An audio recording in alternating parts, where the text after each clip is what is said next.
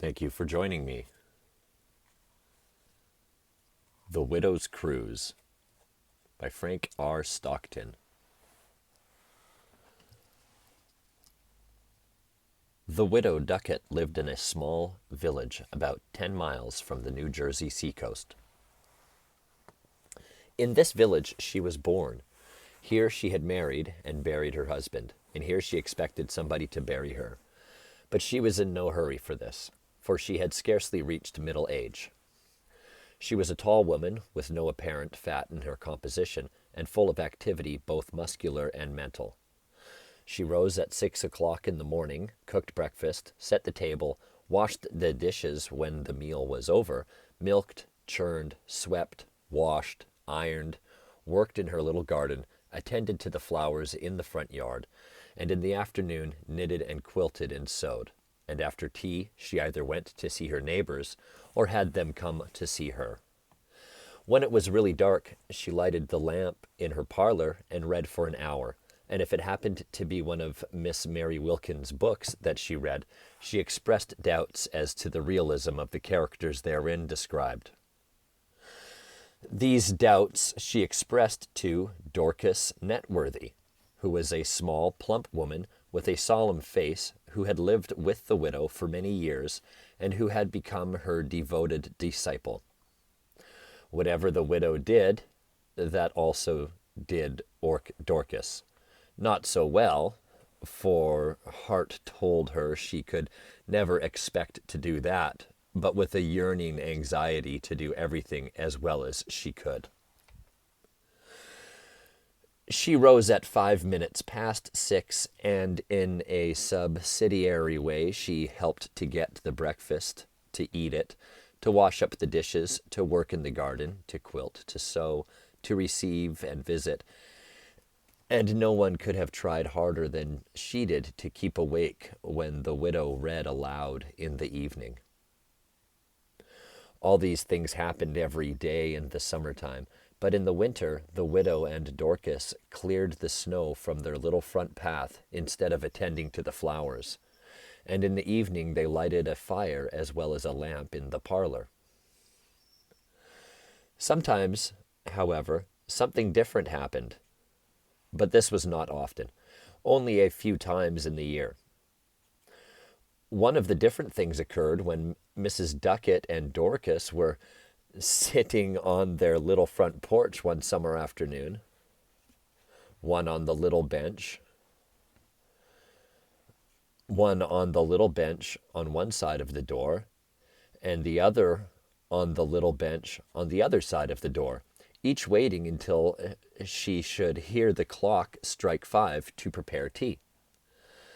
But it was not yet 5:15 when a one-horse wagon containing 4 men came slowly down the street.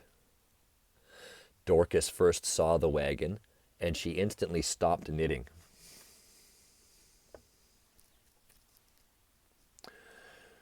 "Mercy on me!" she exclaimed. "Whoever those people are, they are strangers here, and they don't know where to stop, for they first go to one side of the street and then to the other." The widow looked around sharply. "Humph," said she, "those men are sailormen.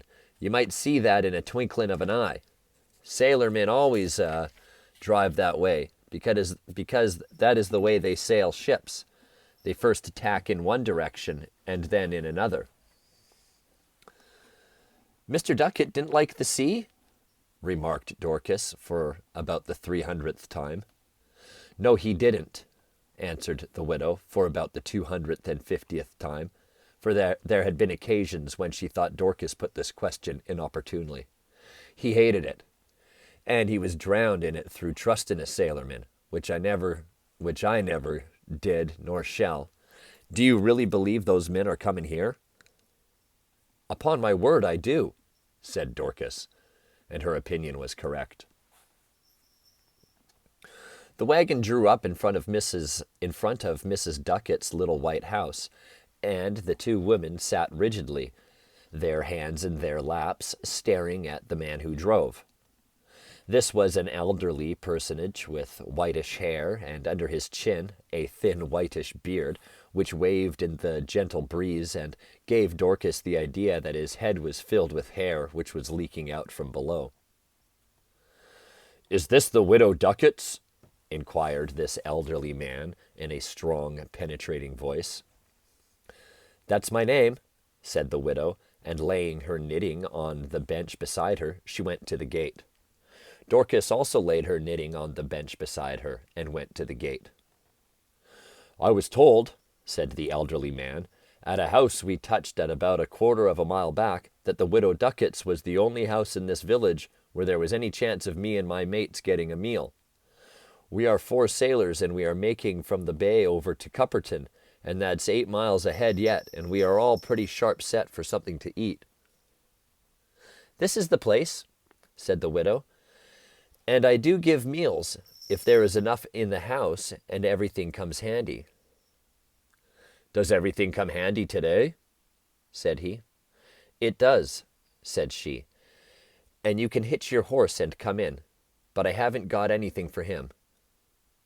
"Oh, that's all right," said the man. "We brought along stores for him, so we'll just make fast and come in."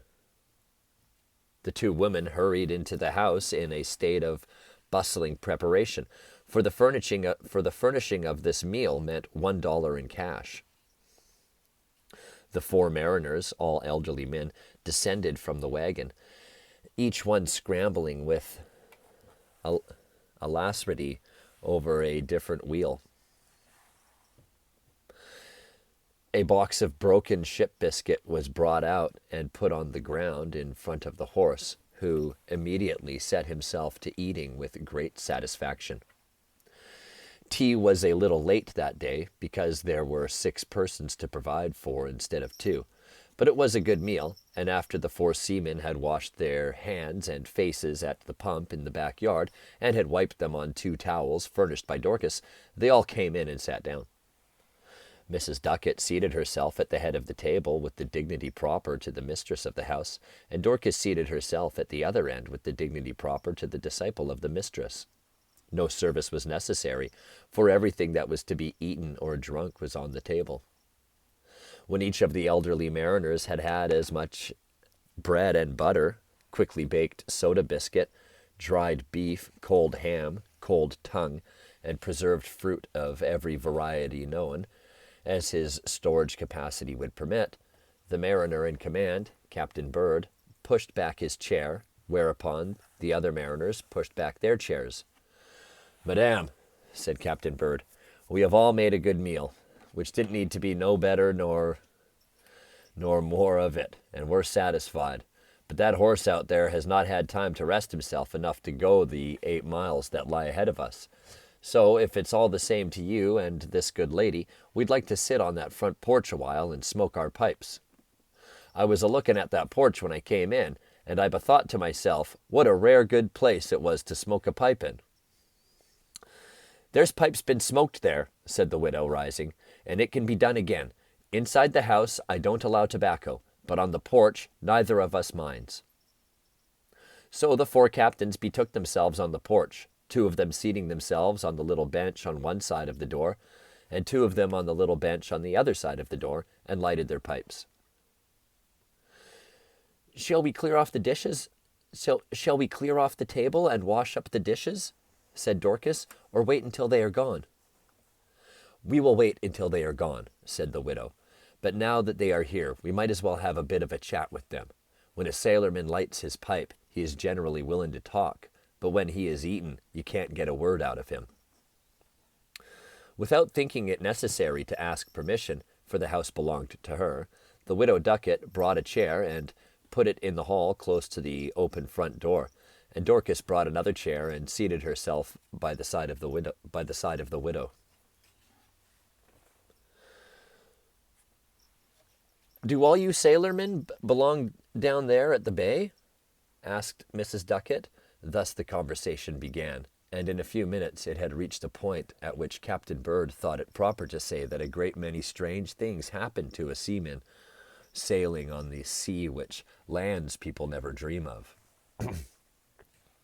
"Such as anything in particular?" asked the widow, at which remark Dorcas clasped her hands in expectancy. At this question, each of the mariners took his pipe from his mouth and gazed upon the floor in thought. "There's a good many things strange happened to me and my mates at sea. Would you and that other lady like to hear any of them?" asked Captain Bird. "We would like to hear them if they are true," said the widow. "There's nothing happened to me and my mates that isn't true," said Captain Bird, "and there is something that once happened to me. I was on a whaling voyage when a big sperm whale, just as mad as a fiery bull, came at us head on and struck the ship at the stern with such tremendous force that his head crashed right through her timbers, and he went nearly half his length into her hull. The hold was mostly filled with empty barrels, for we was just beginning our voyage, and when he had made kindling wood of these, there was room enough for him. We all expected that it wouldn't take 5 minutes for the vessel to fill and go to the bottom, and we made ready to take to the boats. But it turned out we didn't need to take to no boats, for as fast as the water rushed into the hold of the ship, that whale drank it and squirted it up through the 2 blowholes in the top of his head. And as there was an open hatchway just over his head, the water all went into the sea again, and that whale kept working day and night, pumping the water out until we beached the vessel on the island of Trinidad. The whale helping us wonderful on our way over by the powerful working of his tail, which, being outside in the water, acted like a propeller. I don't believe anything stranger than that ever happened to a whaling ship." "No," said the widow, "I don't believe anything ever did." Captain Bird now looked at Captain Sanderson, and the latter took his pipe out of his mouth and said that in all his sailing around the world he had never known anything queerer than what happened to a big steamship he chanced to be on, which ran into an island in a fog. Everybody on board thought the ship was wrecked, but it had twin screws, and was going at such a tremendous speed that it turned the island entirely upside down and sailed over it. And he had heard tell that even now the people sailing over the spot could look down into the water and see the roots of the trees and the cellars of the houses. Captain Sanderson now put his pipe back into his mouth, and Captain Burris took out his pipe. "I was once in an obelisk ship," said he, "that used to trade regular between Egypt and New York, carrying obelisks. We had a big obelisk on board. The way they put obelisks is to make a hole in the stern of the ship and run the obelisk in, pointed end foremost, and this obelisk filled up nearly the whole of that ship from stern to bow. We was about 10 days out and sailing afore a northeast gale with the engines at full speed, when suddenly we spied breakers ahead, and our captain saw we was about to run on a bank. Now, if we hadn't had an obelisk on board, we might have sailed over that bank, but the captain knew that with an obelisk on board we drew too much water for this, and that we'd be wrecked in about 55 seconds if something wasn't done quick. So he had to do something quick, and this is what he did. He ordered all steam on and drove slam-bang on that bank. Just as he expected, we stopped so sudden that the big obelisk bounced forward and pointed end foremost and went clean through the bow and shot out into the sea. The minute it did that, the vessel was so lightened that it rose in the water, and we then steamed over the bank. There was one man knocked overboard by the shock when we struck, but as soon as we missed him, we went back after him, and we got him all right. You see, when that obelisk went overboard, its butt end, which was heaviest, went down first, and when it touched the bottom, it just stood there. And as it was such a big obelisk, there was about 5.5 feet of it stuck out of the water. The man who was knocked overboard, he just swam for that obelisk, and he climbed up the hieroglyphics.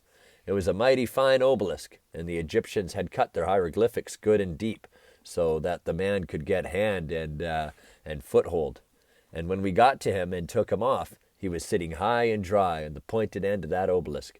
It was a great pity about the obelisk, for it was a good obelisk, but as I never heard the company tried to raise it, I expect it is standing there yet. Captain Burris now put his pipe back into his mouth and looked at Captain Jenkinson, who removed his pipe and said, "The queerest thing that ever happened to me was about a shark. We was off the banks, and the time of year was July, and the ice was coming down. And we got in among a lot of it. Not far away off our weather bow, there was a little iceberg which had such a queerness about it that the captain and 3 men went in a boat to look at it. The ice was mighty clear ice, and you could see almost through it. And right inside of it, not more than 3 feet above the water line, and about 2 feet or maybe 20 inches inside the ice, was a whooping big shark, about 14 feet long, a regular man-eater, frozen in there hard and fast. "Bless my soul," said the captain, "this is a wonderful curiosity, and I'm going to get him out." Just then one of the men said he saw that shark wink, but the captain wouldn't believe him, for he said that shark was frozen stiff and hard and couldn't wink. You see, the captain had his own ideas about things, and he knew that whales was warm-blooded and would freeze if they was shut up in ice, but he forgot that sharks was not whales and that they're cold-blooded, just like toads. And there is toads that have been shut up in rock for thousands of years, and they stayed alive, no matter how cold the place was, because they was cold-blooded, and when the rocks was split, out hopped the frog. But as I said before, the captain forgot sharks was cold-blooded, and he determined to get that one out. Now you both know, being housekeepers, that if you take a needle and drive it into a hunk of ice, you can split it. The captain had a sail needle with him, and so he drove it into the iceberg right alongside the shark and split it. Now the minute he did it, he knew that the man was right when he said he saw the shark wink, for it flopped out of the iceberg quicker nor a flash of lightning. "What a happy fish he must have been!" ejaculated Dorcas, forgetful of precedent. So great was her emotion. "Yes," said Captain Jenkinson, "it was a happy fish enough, but it wasn't a happy captain. You see, that shark hadn't had anything to eat, perhaps for 1,000 years, until the captain came along with his sail needle." "Surely you sailmen do see strange things now," said the widow, "and the strangest thing about them is that they are true." "Yes, indeed," said Dorcas. "That is the most wonderful thing." "You wouldn't suppose," said the widow Ducat, glancing from one bench of mariners to the other, "that I have a sea story to tell, but I have, and if you like, I will tell it to you." Captain Bird looked up a little surprised. "We would like to hear it. Indeed, we would, madame," said he. "Aye, aye," said Captain Burris, and the 2 other mariners nodded. "It was a good while ago," she said, "when I was living on the shore near the head of the bay, that my husband was away, and I was left alone in the house. One morning my sister-in-law, who lived on the other side of the bay, sent me word by a boy on a horse that she hadn't had any oil in the house to fill the lamp that she always put in the window to light her husband home, who was a fisherman, and if I would send her some by the boy, she would pay me back as soon as they bought oil. The boy said he would stop on his way home and take the oil to her, but he never did stop, or perhaps he never went back, and about 5 o'clock I began to get dreadfully worried, for I knew that if that lamp wasn't in my sister-in-law's window by dark, she might be a widow before midnight. So I said to myself, I've got to get that oil to her, no matter what happens or how it's done. Of course, I couldn't tell what might happen, and there was only one way it could be done, and that was for me to get into the boat that was tied to the post down by the water and take it to her, for it was too far for me to walk around by the head of the bay. Now, the trouble was, I didn't know no more about a boat and the managing of it than any one of you sailormen knows about the clear starching. But there wasn't no use of thinking what I knew and what I didn't know, for I had to take it to her, and there was no way of doing it except in that boat. So I filled a gallon can, for I thought I might as well take enough while I was about it, and I went down to the water, and I unhitched that boat, and I put the oil can into her, and then I got in, and off I started. And when I was about a quarter of a mile from the shore... Madame, interrupted Captain Bird, did you row, or was there a sail to the boat? The widow looked at the questioner for a moment. No, said she, I didn't row. I forgot to bring the oars from the house. But it didn't matter, for I didn't know how to use them, and if there had been a sail, I couldn't have put it up, for I didn't know how to use it either. I used the rudder to make the boat go. The rudder was the only thing I knew anything about. I'd held a rudder when I was a little girl, and I knew how to work it, so I just took hold of the handle of the rudder and turned it round and round, and that made the boat go ahead, you know, and... Madame! Exclaimed Captain Bird, and the other elderly mariners took their pipes from their mouths. Yes, that's the way I did it, continued the widow briskly. Big steamships are made to go by a propeller turning round and round at their back ends, and I made the rudder work in the same way, and I got along very well too, until suddenly, when I was about a quarter of a mile from the shore, a most terrible and awful storm arose. There must have been a typhoon or a cyclone out at sea, for the waves came up the bay bigger than houses, and when they got to the head of the bay, they turned around and tried to get out to sea again. So in this way they continually met and made the most awful and roaring piling up of waves that ever was known. My little boat was pitched about as if it had been a feather in a breeze, and when the front part of it was cleaving itself down into the water, the hind part was sticking up until the rudder whizzed around like a patent churn with no milk in it. The thunder began to roar, and the lightning flashed, and 3 seagulls, so nearly frightened to death that they began to turn up the whites of their eyes, flew down and sat on one of the seats of the boat, forgetting in that awful moment that man was their natural enemy. I had a couple of biscuits in my pocket, because I had thought I might want a bite in crossing, and I crumpled up one of these and fed the poor creatures.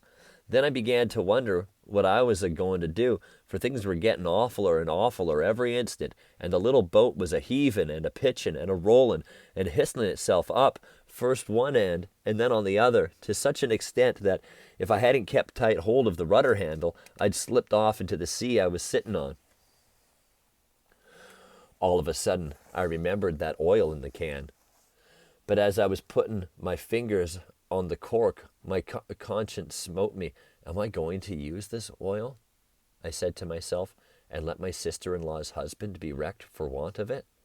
And then I thought that he wouldn't want it all that night, and perhaps they would buy oil the next day. And so I poured out about a tumbler full of it on the water.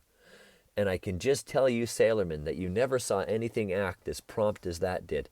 In 3 seconds, or perhaps 5, the water all round me, for the distance of a small front yard, was just as flat as a table and as smooth as glass, and so inviting in appearance that the 3 gulls jumped out of the boat and began to swim about on it, priming their feathers and looking at themselves in the transparent depths, though I must say that one of them made an awful face as he dipped his bill into the water and tasted kerosene. Now I had time to sit quiet in the midst of the placid space I had made for myself and rest from working on the rudder. Truly, it was a wonderful and marvelous thing to look at. The waves was roaring and leaping up all round me, higher than the roof of this house, and sometimes their tops would reach over so that they nearly met and shut out all view of the stormy sky, which seemed as if it was being torn to pieces by blazing lightning, while the thunder pealed so tremendous that it almost drowned the roar of the waves. Not only above and all around me was everything terrific and fearful, but even under me it was the same, for there was a big crack in the bottom of the boat as wide as my hand, and through this I could see down into the water beneath, and there was... "Madame!" ejaculated Captain Bird. The hand which had been holding his pipe a few inches from his mouth was now dropping to his knee, and at this motion the hands which held the pipes of the 3 other mariners dropped to their knees. "Of course, it sounds strange," continued the widow, "but I know that people can see down into clear water, and the water under me was clear, and the crack was wide enough for me to see through, and down under me was sharks and swordfishes and other horrible water creatures, which I had never seen before, all driven into the bay, I haven't a doubt, by the violence of the storm out at sea. The thought of my being upset and fallen in among those monsters made my very blood run cold, and involuntary like I began to turn the handle of the rudder, and in a moment I shot into a wall of raging sea water that was towering around me. For a second I was fairly blinded and stunned, but I had the cork out of that oil can in no time, and very soon, you'd scarcely believe it if I told you how soon, I had another placid mill pond surrounding of me. I sat there a-panting and fanning with my straw hat, for you'd better believe I was flustered, and then I begun to think how long it would take me to make a line of mill ponds clear across the head of the bay, and how much oil it would need, and whether I had enough. So I sat and calculated that if a tumbler full of oil would make a smooth place about 7 yards across, which I would say was the width of the one I was in, which I calculated by a measure of my eye as to how many breadths of carpet it would take to cover it, and if the bay was 2 miles across betwixt our house and my sister-in-law's, and although I couldn't get the thing down to exact figures, I saw pretty soon that I wouldn't have oil enough to make a level cutting through all those mountainous billows, and besides, even if I had enough to take me across, what would be the good of going if there wasn't any oil left to fill my sister-in-law's lamp? While I was thinking and calculating, a perfectly dreadful thing happened, which made me think if I didn't get out of this pretty soon, I'd find myself in a mighty risky predicament. The oil can, which I had forgotten to put the cork in, toppled over, and before I could grab it, every drop of the oil ran into the hind part of the boat, where it was soaked up by a lot of the dry dust that was there. No wonder my heart sank when I saw this. Glancing wildly around me, as people will do when they are scared, I saw the smooth place I was sitting in getting smaller and smaller, for the kerosene was evaporating, as it will do even off woolen clothes if you give it enough time. The first pond I had come out of seemed to be covered up, and the great towering, throbbing precipice of sea water was a-closing around me. Casting down my eyes in despair, I happened to look through the crack in the bottom of the boat, and oh, what a blessed relief it was! Far down there everything was smooth and still, and I could see the sand on the bottom, as level and hard, no doubt, as it was on the beach. Suddenly, the thought struck me that the bottom would give me the only chance I had of getting out of the frightful fix I was in. If I could fill that oil can with air, and then putting it under my arm, and taking a long breath, if I could drop down on that smooth bottom, I might run along toward shore, as far as I could, and then, when I felt my breath was giving out, I could take a pull at the oil can, and take another run, and then take another pull, and another run, and perhaps the can would hold air enough for me until I got near enough to shore to wade to dry land. To be sure, the sharks and other monsters were down there, but then they must have been awfully frightened, and perhaps they might not remember that man was their natural enemy.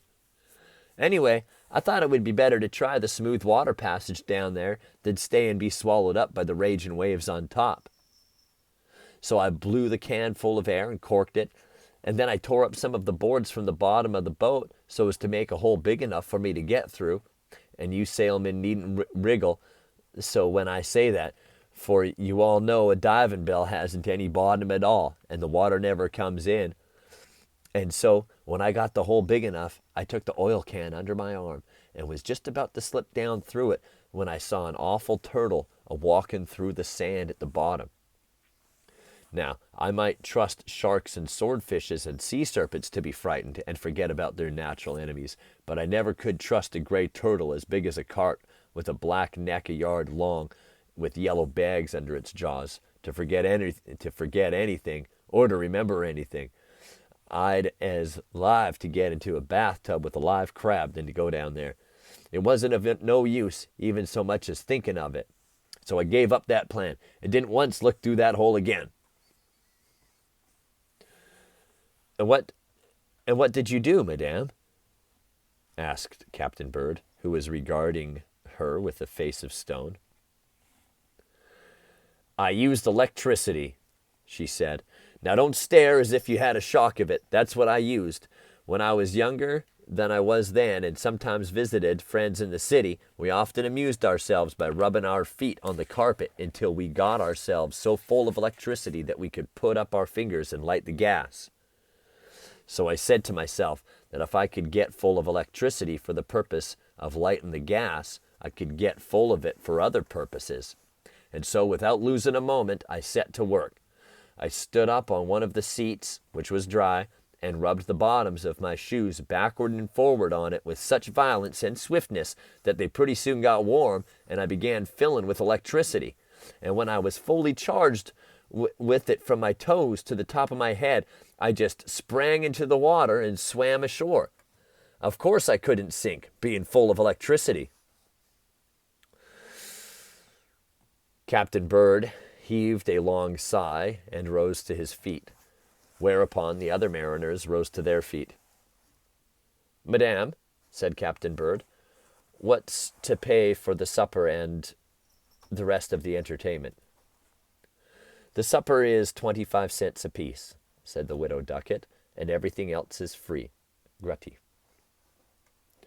Whereupon each mariner put his hand into his trousers pocket, pulled out a silver quarter, and handed it to the widow. Then, with 4 solemn good evenings, they went out to the front gate. Cast off, Captain Jenkinson, said Captain Bird, and you, Captain Burris, clew 'em up forward. You can stay in the bow, Captain Sanderson, and take the sheet lines. I'll go aft. All being ready, each of the elderly mariners clambered over a wheel, and having seated themselves, they prepared to lay their course for Cupperton. But just as they were about to start, Captain Jenkinson asked that they lay to a bit, and clambering down over his wheel, he re-entered the front gate, went up to the door of the house, where the widow and Dorcas were still standing. Madame, said he, I just came back to ask what became of your brother-in-law through his wife's not being able to put no light in the window. The storm drove him ashore on our side of the bay, said she, and the next morning he came up to our house, and I told him all that had happened to me. And when he took our boat and went home and told that story to his wife, she just packed up and went out west and got divorced from him, and it served him right, too. Thank you, ma'am, said Captain Jenkinson, and going out of the gate, he clambered up over the wheel, and the wagon cleared for Cuppertown. When the elderly mariners were gone, the Widow Ducat, still standing at the door, turned to Dorcas. Think of it, she said, to tell all that to me in my own house, and after I had opened my 1 jar of brandied peaches that I'd been keeping for special company. In your own house, ejaculated Dorcas, and not one of them brandied peaches left. The widow jingled the 4 quarters in her hand before she slipped them into her pocket. Anyway, Dorcas, she remarked, I think we can now say we are square with all the world, and so let's go in and wash the dishes. Yes, said Dorcas, we're square.